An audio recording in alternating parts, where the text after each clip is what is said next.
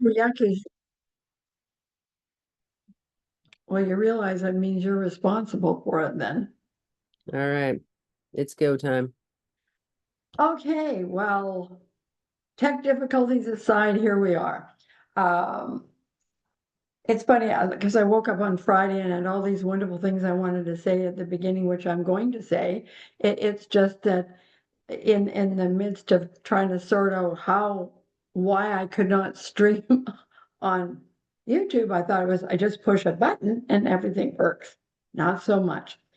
Anyway, so welcome everyone to the launch episode of AstroSoup. And I'm just going to breathe deeply now. It's such a pleasure to be here. I'm so excited. I'm vibrating. So I may have to take more than a few deep breaths before I settle into the space that I essentially created with some help from my producer. So I really wanted to set the tone and the vibration and the energy of AstroSoup this first episode, which means, talking a little bit about my background.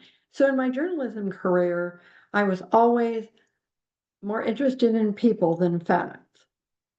I was interested in people, what people experienced, how they lived, what was important to them, what they valued, which when I started my journalism career was not the focus of attention for them because it was a much more traditional journalism than what we experience today.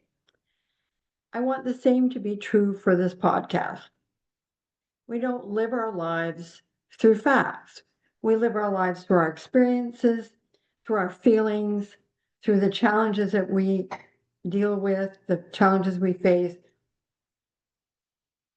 That's where life is. It happens from the inside out.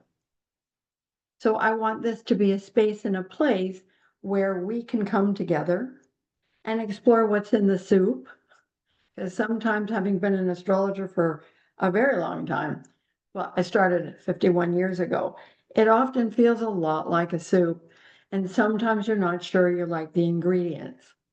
And of course, whenever I talk about that, I want to talk about green beans because they're one of my least favorite things.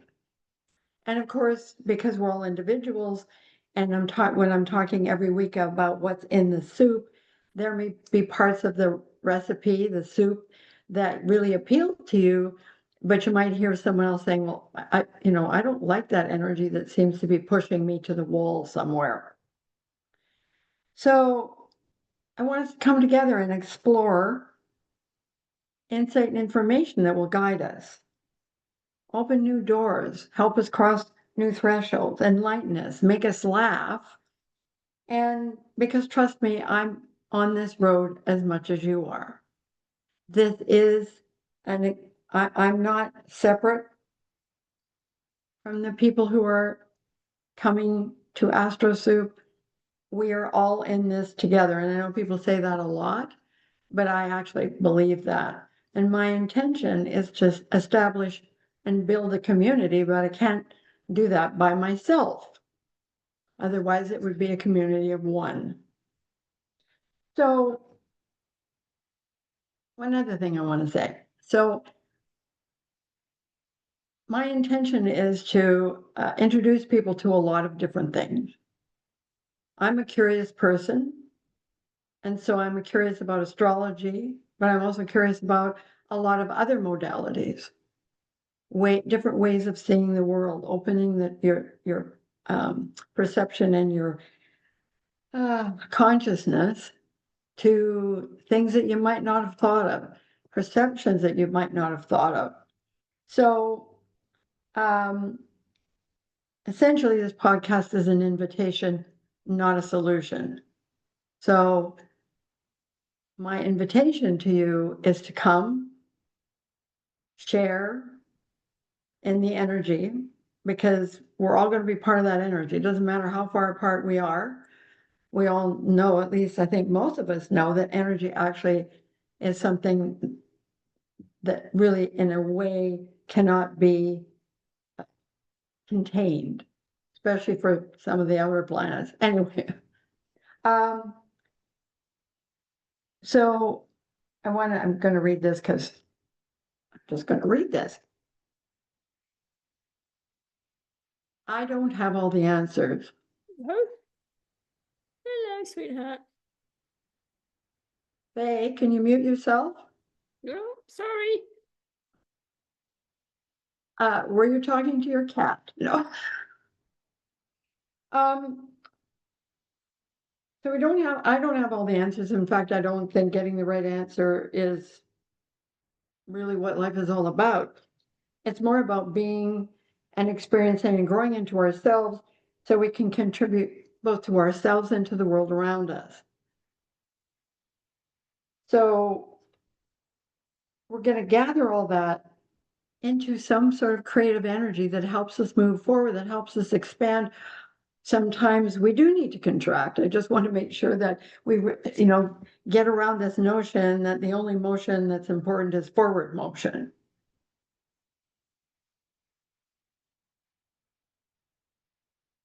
And as the I Ching teaches us, and I'm probably paraphrasing, you cannot change the world unless you're prepared to change yourself. And I don't know about you, but I find if I read something that if there's one quote that I come away with that sticks in my consciousness, that seems to inform me as I'm going forward, then the rest of the book didn't really matter because you only read it to zero in on that particular thing.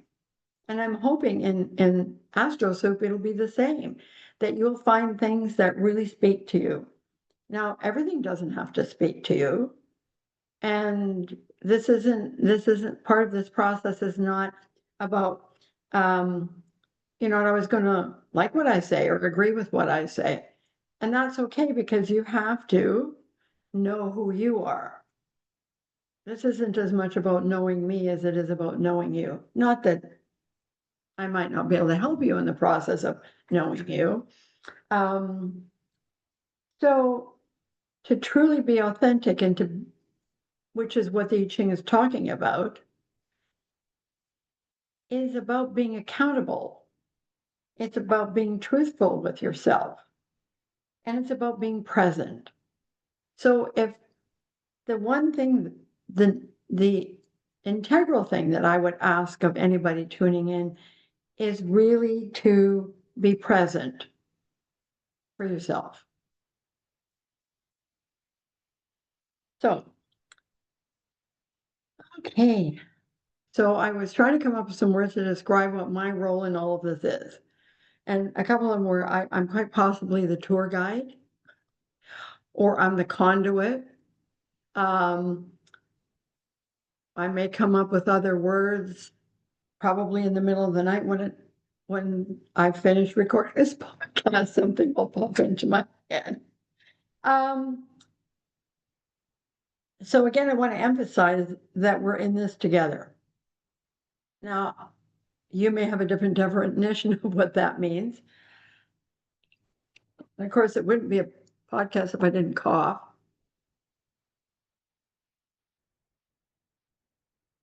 Pink drink. Even my drink is colorful. So what's going to happen in this space is going to include us all, affect us all, including me. I never want to set myself apart at all in any way that is, how should I put it? Well, you can't really create something unless all people are participating in some way, shape, or form. So I'm not sure that made sense, but this is what happens when my brain is on one frequency and the book is on a different frequency. So I'm just going to blame the book. No, I'm just kidding. What did I just say about being accountable? Anyway, so over time, I'm hoping to find ways for you all to contribute something. I just haven't figured out what all those ways are yet because I'm still in the learning curve. So for the first couple of months, it's going to be me really, because I'm kind of an all or nothing person. I only have two speeds, 0 and 180. And so sometimes it's hard for me to realize that when I dive in, I might be diving in, but that doesn't mean I've I've absorbed everything or processed everything that diving in means. So, yeah, I wanted to say again, there can be no AstroSoup without you as well as me. And whether we're speaking or listening, because sometimes we forget that listening is as important as speaking. I like to let that sink in because so much of what we learn in life is about being present and truly hearing. And I don't mean just words. I mean intent. I mean energy. Yeah, that's what I mean. So, because we often put way more weight on speaking and forget the listening part and the hearing part, because you can listen and not actually hear what someone is saying. I don't know if you've ever had a discussion, AKA a debate, with someone, and you can just tell like they're chomping at the bit to get in what they need to say, and they need to say it. And so they're not even listening to what you say. So when they open their mouth and they reply or say what they have to say, you go, are they even listening to me? Like, that seems to be about something else or somebody else. So, because after all, if no one is listening, and this is true of a podcast, then, and I don't mean you're not physically present, but if you're not listening, then you're going to miss the opportunity to experience what might be important to you. Because again, the podcast is not specifically about me. I'm the tour guide, I'm the conduit. So, and again, we're back to this wouldn't happen without you, because I wrote down, otherwise I'd be in a room talking to a wall. And I already tried that once with a podcast and it didn't work very well because I don't really enjoy talking to walls. They're not very responsive. They don't have anything to say. So now that, oh, and I've got a couple of appetizers towards the end of the podcast. And so right now I'm just going to go through some of the logistics of how this is going to function. So most of us are really trained to look at the calendar, the month, the calendar, etc. AstroSoup is not going to operate like that. It's going to function on the astrological calendar. And what does that mean? So every year, the sun travels through. Okay, somebody's got, yeah. I got him. Apparently somebody wants to participate. I had another participant. It was Andy's cat, Merlin, which I took as a blessing for me, because anyway. So what do we mean by that astrological clock? So every year the sun wanders through 12 neighborhoods, otherwise known as the 12 astrological signs, the sun signs. And so you no doubt know what your sun sign is. So that's how I'm going to be doing this. So there will not be a specific day or a specific time that you can count on, and you will need to subscribe to my newsletter for a variety of reasons, not the least of which there will be some exclusive content in it. You don't have to. I will be posting the dates and the times for each episode in the 12 cycles. So there'll be 4 episodes a cycle. And so a cycle is the sun going through a particular sign. So this is my launch episode. And in 5 days, on August the 22nd, I will be doing a podcast within an hour of the sun moving into Virgo. And that's when you'll get a taste of what each week of the 4-week cycle promises. All the fun segments I have planned, and fun segments I have planned. I think I've mentioned them before. And things that I learned from falling on my face is actually inspired by me falling on my face. And there's another, okay. I hope that's clear. More ums. More ums. You want more ums? Well, I can provide them, I'm pretty sure. Just give me a chance. There I did it again, and you see, you got your wish. You got to stop that. Anyway, okay. I tried, instead. My Aquarius part is trying really hard not to give you what you want. Okay, so I promised a couple of appetizers. So the very first appetizer is called Safe Space, Safe Place. And it's a technique that I developed, and I'm sure it's a technique that's been used by other people. I just call it safe place, safe space, safe place. And when I started teaching and facilitating classes, and most of them were more metaphysical in nature as opposed to astrological, we always did a meditation in each and every class. And at one point, someone said to me, "Really, we love your meditations. Could you do a meditation class?" So when I was doing these meditations, it dawned on me that one of the best ways to get people into a meditative state was to get them to close their eyes and ask to visualize a place where they feel safe. And it's a technique that can be used independent of a meditation. So you can use it anytime, any day.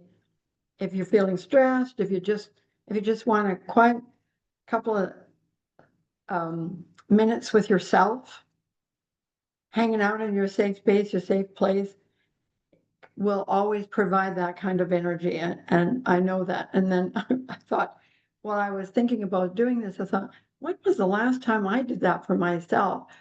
So this can be a technique that is very powerful, but again, it requires that we put ourselves first, at least for the couple of minutes that it takes to do it. It can even be less. So if you happen to be in a really stressful situation and you're not feeling grounded, one of the best ways to ground yourself is just to visualize that. And you don't necessarily have to close your eyes. Once you've become familiar with that, you just set the intent and it will show up. And it might not be the visual that shows up, it could just be the energy that shows up. So we can do that exercise now. It won't take more than, as I promised, a couple of minutes. So I want, if you like it, you don't have to close your eyes, but if you like to close your eyes. And take a few comfortable breaths.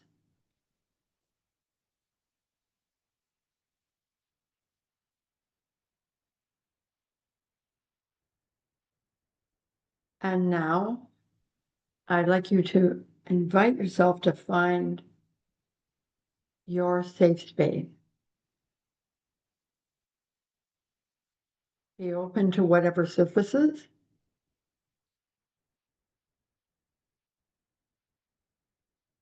This is a place which it may surprise you, it may not surprise you. But it will always bring you great comfort and great peace.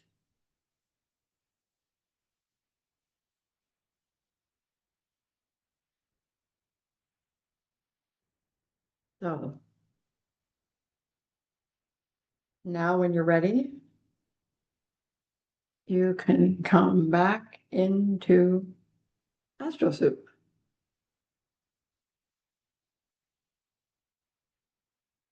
Since we have a small group of people here, if anybody would like to share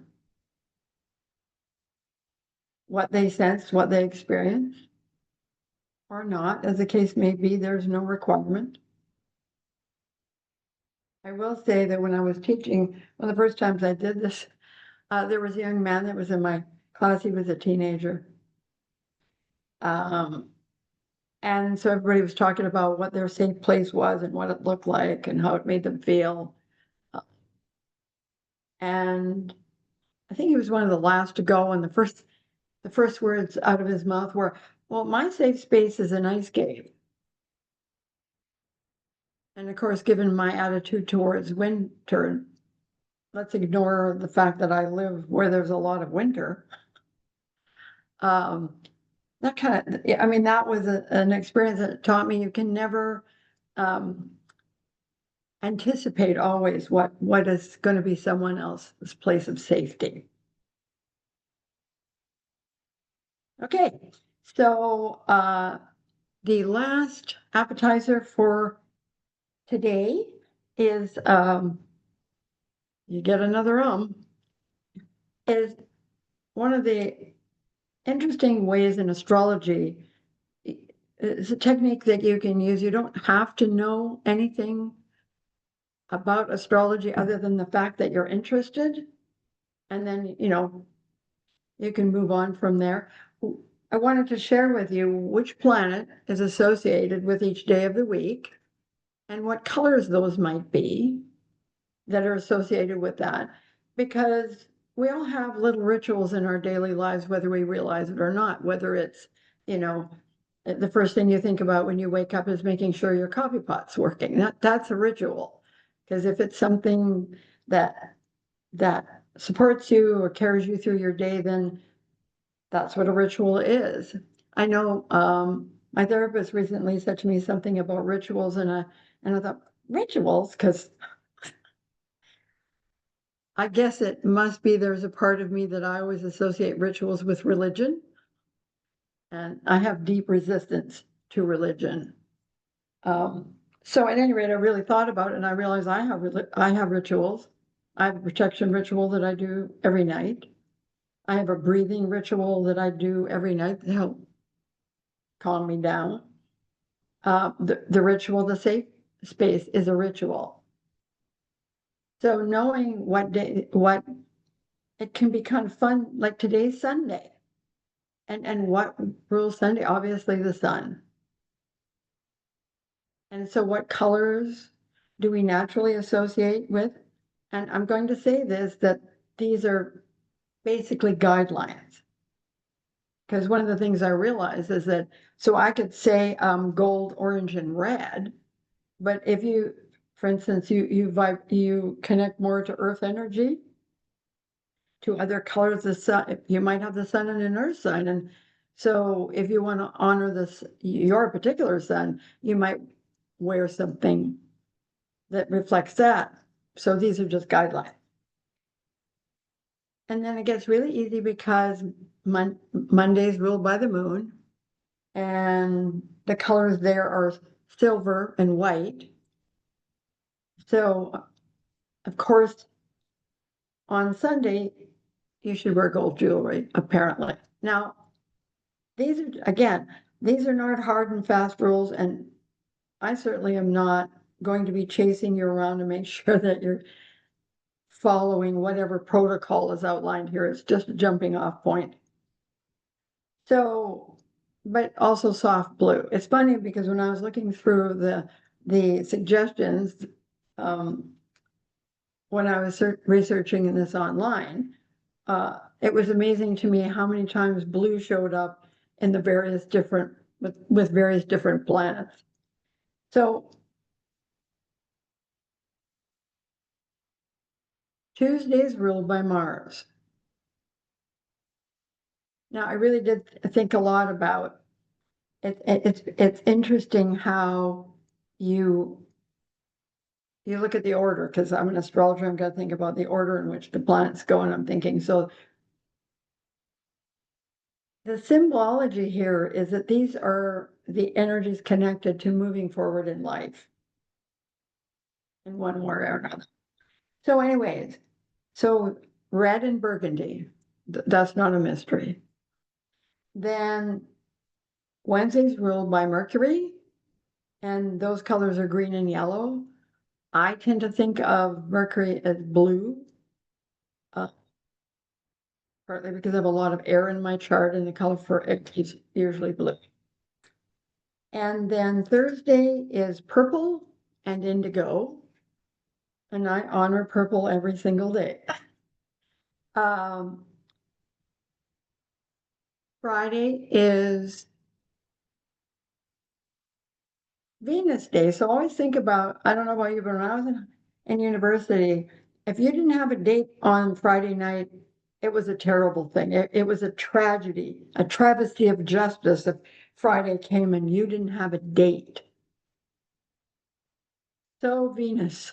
So need to be social, needs to be connected to a potential relationship, that kind of thing. So it's not surprising that Venus's colors are pink and light blue. Again, we have the blue. And then finally we come to Saturday, which is ruled by Saturn. And that's black and dark blue. So, now of course you don't, and I have to be honest, I never started doing this until about a year ago. That it suddenly popped into my head that it might be a nice way to engage the energy of the planets without having to think about them, without having to study them. It's like inviting their energy into your life. And I always think that Saturn and black and especially Saturday and Saturn, when do most people do, at least in this world where everybody works, what day do you generally do your errands? I used to do all my errands on Saturday, all the running a grocery store, all that stuff, which is very Saturnian, taking care of the structure of life. Now, I have the colors for Uranus, Neptune, and Pluto, even though they're, nobody has made an attempt to connect them to a day, and that's fine. They could care less, actually, but, so the color for Uranus is electric blue and turquoise. See how much turquoise? It's funny because I had not realized till I did this that the sun actually rules orange. I thought it was Mars, to be honest. Neptune is sea green and lavender. My bedroom has those colors in it too. So you can even look at your home environment and see what your decor looks like. And you will see by the colors that you've chosen what energies you might be inviting into your world. And Pluto is dark red and black. Because black is the color of transformation. I prefer it being associated with Pluto as opposed to Saturn, but it's amazing how on Saturday, I have so much black in my work. Anyway, I was going to open up the chat if you had any questions about the podcast going forward. Yeah. Everybody's having a quiet Sunday. So I have a question. This is more of an intro episode where you kind of talk about the podcast, but when we get into the podcast, you have segments and you'll be talking about the sun at each. So Thank you. So, yeah, I had so much to say and I wrote a lot of it down and then so maybe I'll give you a little taste. So week one, every episode starts with what's in the soup. The first episode takes a comprehensive look at what the energies will be like as the sun moves through Virgo. And then week by week, then we'll narrow it down or talk about different aspects of the energies that we're dealing with. So, and then first episode also includes lunar rhythms, which is looking at the phase of the moon, sunshine and lollipops, finding the thing that, the positive energy or the place where we can, want to just say build sandcastles. I don't know why, but do something fun and fantastical.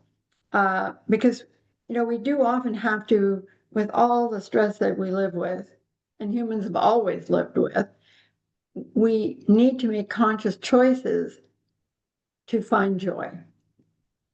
And that's part of what that will be about, is doing that.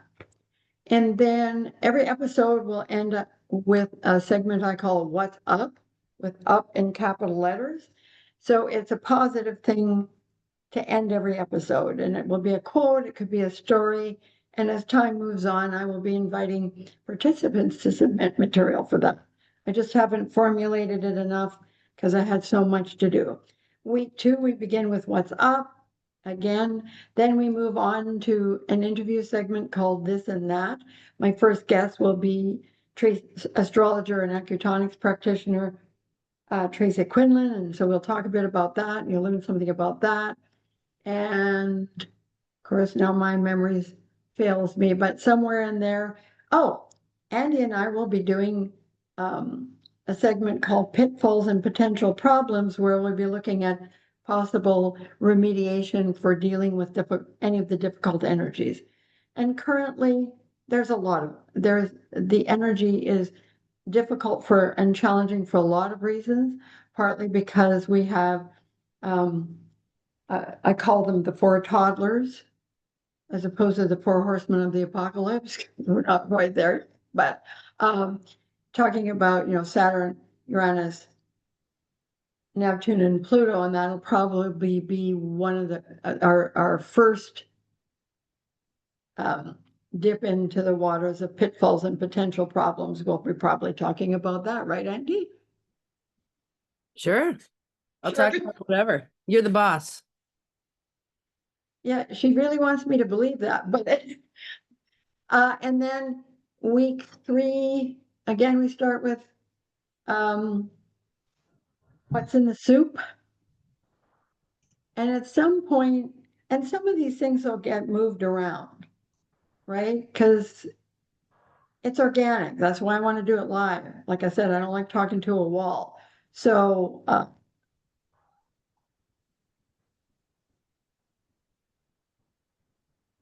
there's another episode. Geez, I can't remember. And there was a time when I thought I remember everything. By the way, the segment called Things I Learned from Falling on My Face doesn't come until the 4th episode. So in the 3rd one, at some point, well, for a while, I'm going to be introducing people to different decks of oracle cards.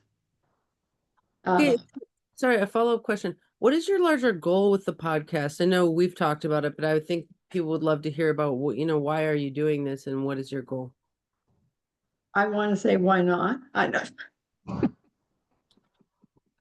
Well, I've done a lot of talking in the last 24 hours, and then I got knocked off balance when I discovered that I failed to figure out appropriately how to launch on YouTube. Well, my larger intent is, geez, like, you asked the tough questions. I know it seems odd that now, since I've talked to you about this so much, but I can't remember. I mean, I think you've expressed some of it as wanting to really help people as far as, Well, give people experiences and being able to sample things. That there is a reason why it's called a menu.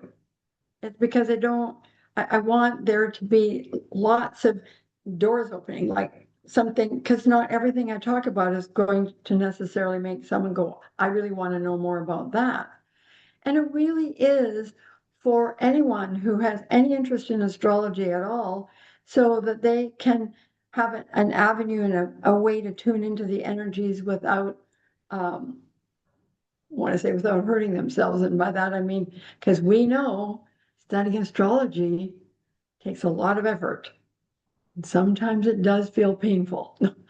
But only because it's such a complex language and it has so much to share. Sometimes I think that we astrologers forget how powerful this language is and how much help it can offer people, even in general terms, just by understanding what is in the soup, what is floating around in there. How does that feel to the average person? I mean, because we can spend a lot of time, because I'm very fortunate to have a number of astrologers with me today, and I thank them for showing up. We can forget that. And even when I was a journalist, I always wanted to invite people to a different experience. Give them an opportunity to be present for things in their lives, because, life gets busy. And sometimes we think it's all about what we're doing and not about what we're being. And I know for me, the other purpose in my doing this podcast is for me to finally claim my voice. 100%, not bits and pieces here and there. And I know obviously there's a story behind that. And I guess I also want to serve as something of an example of what it means to create your life, and that never stops. Life really is the greatest act of creativity you will ever engage in. And I just think that astrology has so much to offer each and every one of us, whether all we know is our sun sign or you've been practicing astrology for a long time. I started studying 51 years ago, but I wouldn't say I've been practicing astrology for 51 years, because that's couldn't possibly be true. I don't know if that answered your question. I just want to bring some fun, some joy, some knowledge, some inspiration, some insight, and I don't know. I feel like I should say something. Can I comment? Huh? May I comment? Of course, Wendy, you're always welcome to comment. From what you've been saying and the way you've been promoting it, it kind of sounds like you're just trying to bring it into a little bit more of a organic kind of setting, instead of all this intellectual stuff and all the technique and all the rest of the stuff. Let's just talk about it. Let's just be people.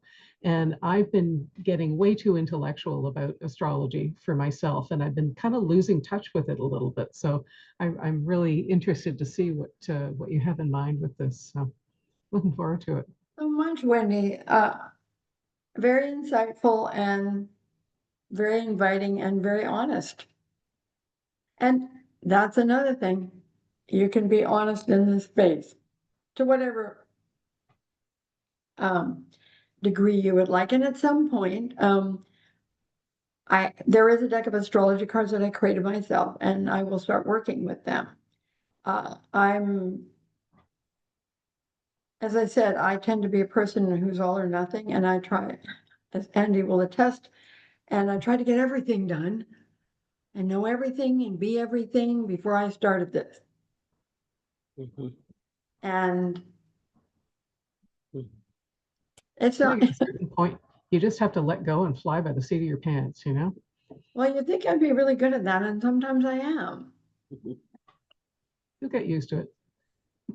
So, Get a walk by the seat of your pants too.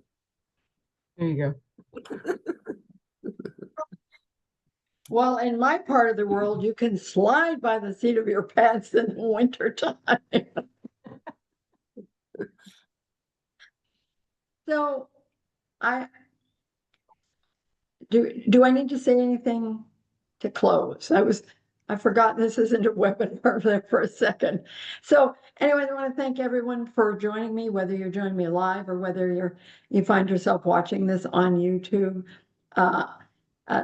Again, there will be another episode on Friday, August the 22nd.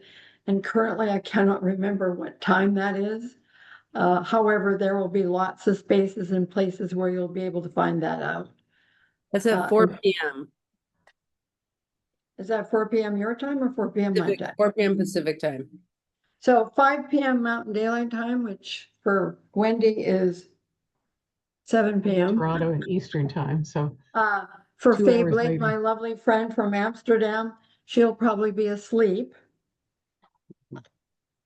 What time what time did you say your next session is? It'll be 7 o'clock on Friday, August the 22nd. Okay. Because the sun will just be newly in Virgo. And I want every episode of the site of because there's a 4-week cycle for each sun sign. And so I want to be doing the first episode in that cycle within no later than 24 hours of the sun moving into that sign. Because, because I think that sometimes we, as astrologers, we don't always think of that as a particular, like, oh yeah, the sun moved into Virgo, yay. No, not, oh, so what is the picture of that look like? What are the energies that are going to be playing for the next 28 days or so, or whatever it is? And so I wanted to follow the astrological clock because it seemed counterintuitive to me. If I was going to be talking about astrology and getting people connected to that energy, it didn't make any sense to me to be not doing it with the astrological clock. So I should be talking about Virgo and what that picture looks like as the sun goes into Virgo, instead of, having a podcast at the beginning of September where Virgo is about a third past, and then you've got Libra at the end, and to me it just seems counterintuitive and maybe just a little bit, I don't want to use the S word, but Let's hear the S word. silly. Silly. Oh, that S word. That's an S word? Well, you know what I wanted to say, That's but a better word. we're trying not to use critical words. No, Lasha has a comment. Do you want to hear it? Of course I do. So Lasha says that she really liked the early comment regarding contraction and expansion, where she said, we do live in systems that push for continuous expansion, and it's great to honor things at a more organic or natural pace. I like that. Thank you, Lasha. Do you want to come off mute and say anything? Yeah, no, I really enjoyed the comment that Lesley made early on, as I said, and you can really feel her Aquarius energy coming through, wanting to interconnect everyone. Yeah. Yeah. Mm. Well, and I'm open to some feedback right now because Mm-hmm. You want positive feedback, right? This is a positive feedback loop and a virtuous cycle. she's my producer, what she said. I don't know if we should critique you on your first episode. I think we should enjoy it. No, I don't know. I just stood up and sat back down again, so I guess I'm not really. It's going to take a while. I mean, as I said before, I did a podcast previously in 2020, and I really was talking to the wall. And I felt so self-conscious because I didn't have anybody to talk to. Mm. And, I mean, I'm not saying I never talk to myself, but that seemed a bit extreme. No. This format is nice, is having people in the room. I feel like this really honors your Aquarian nature of having a community in here with you. It's just nice. Well, we may have to rethink something. And you know Perhaps what? the universe is involved. Huh? Perhaps the universe was involved. Perhaps. Yeah. I really love to see people's faces. It was actually when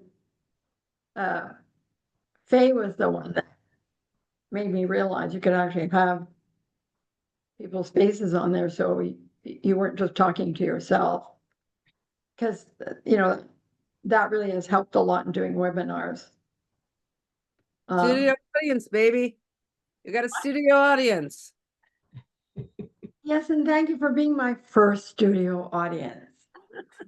Yay. Yeah. You had a pigeon as well. And you were talking to your favorite pigeon. No, it wasn't Pete, but it was another one. So is Pete still alive? No, I doubt whether Pete's still alive. I think he's passed on to pigeon heaven. When I was in Amsterdam, they had a pigeon that would walk right into her living room. He knew he was welcome. Yeah, I've got pigeon baby outside the front now. There's a nest right Ah. outside my window.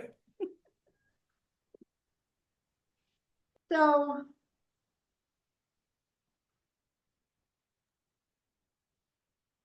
Yes, and if there's any comments that you'd like to share with me off air, please do. I do have Saturn in Virgo. And of course, for the people who watch this after, who are uninitiated, the sign of Virgo is all about what was the process and how could I do that better? Uh, My moon. yeah. Huh? My moon. I live there. Sometimes I feel like I live there permanently. Because some of the aspects not time to talk about personal charts. Yeah, and so one of the things going forward is at some point I will be taking questions from viewers and potentially using the my deck of astrology cards to answer them. But we will see what that looks like at some point going forward. I would like to probably do it starting tomorrow, but my insides go, please no, I'm not ready. This has been such a wonderful learning curve and a wonderful thing. And in the middle of it, I started writing a mystery novel. So Oh, wow. it just popped in, which is how things happen. I don't know how other people write things, but me, it's a download, and it always starts in the middle. Although the prologue came first, but life can be a lot like that. So I guess what I'm trying to do here is help us understand the beginning, the middle, and the end. And sometimes I might start in the middle.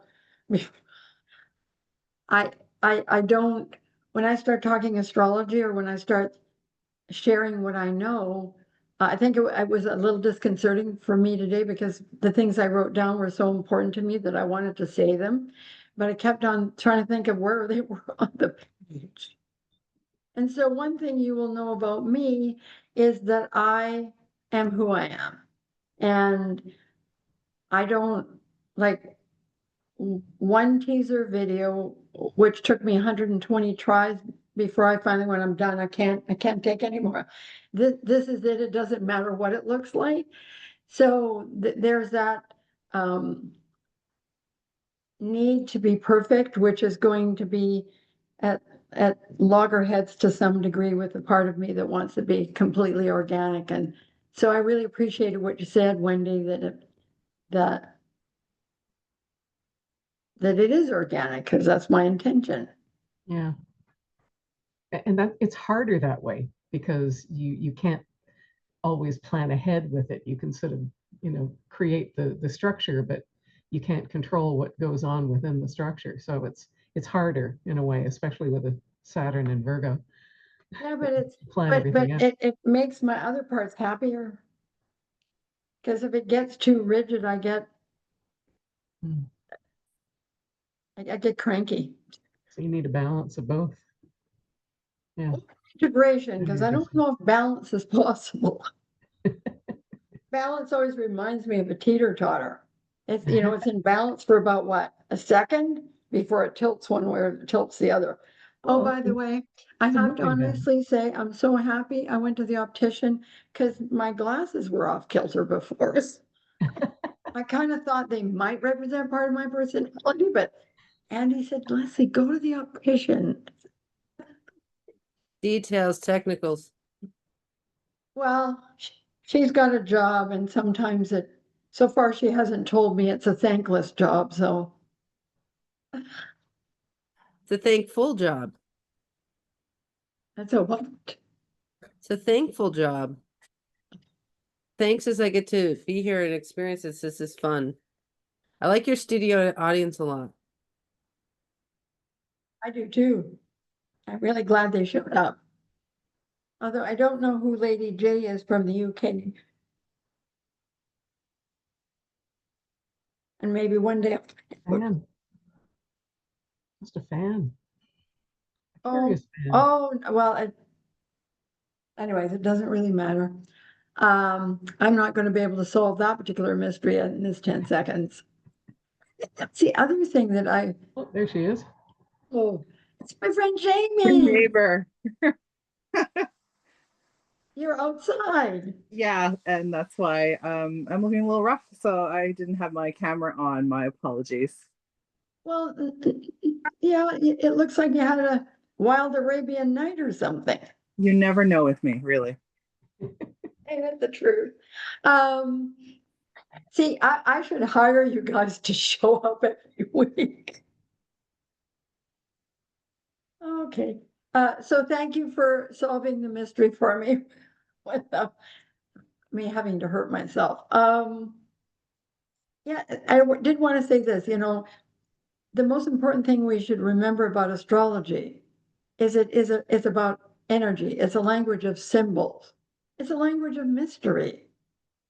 And so being able to share that with people in a way that, for me, that allows you to, oh, for God's sakes, I need a wind up. I think I need to be wound up. Okay, so just before we close, I'm going to show you my good luck charm today, Whoa. made by my friend Lily in London, who is also my PR agent. She always likes to say that, and I always feel kind of self-conscious saying I have a PR agent, but PR bear. PR bear anyway. And we know, and I know how much Andy likes stuffies. I do too. And you see, I feel so much more comfortable now that he's here. And so, I really hope nobody looks at this and said, wow, that old lady is out of her mind. Well, I probably am, but I'll tell you one thing, I sure as hell Best know. way, in the best way. You just got to put on your I won't say it. Your inner Okay, I now really want to know what you were going to say. bad. I am vintage. And my consciousness thinks I'm 25 until I look in the mirror. And then I realize that Saturn hasn't taken a vacation from me at all. Being out of your mind is good in astrology, Lesley. Yes, it is. Well, the truth is, and that's part of my intention in doing the podcast, is to have people tune into astrological energy without having to do all the calisthenics that we have to do. And we chose to do those calisthenics, so that's fine. Because, yeah, I can't imagine what my life would have been without astrology. And I guess that's part of the other reason I'm doing this podcast is I have such a passion for it, and I really would like to share that passion and that understanding with people, no matter what their level of knowledge is. Because it's about connecting to the energy as much as it is about trying to figure out what I'm saying. But I do have to say, having written a couple of sun sign books, I really, and I discovered this when I was a journalist, I have a great capacity for taking complex things and communicating them in ways that are simple and easy to understand. So I just want to reassure people that tuning into this podcast, you're not going to be overwhelmed with a bunch of language that you don't understand. Because then I would just be doing this podcast for astrologers, and that's not what I'm doing. Not that all astrologers are not welcome. They're absolutely welcome. So, can we stop? I just said I went. Okay, so if you would like to share anything and not have to write it down, I'm open to hearing what you have to say.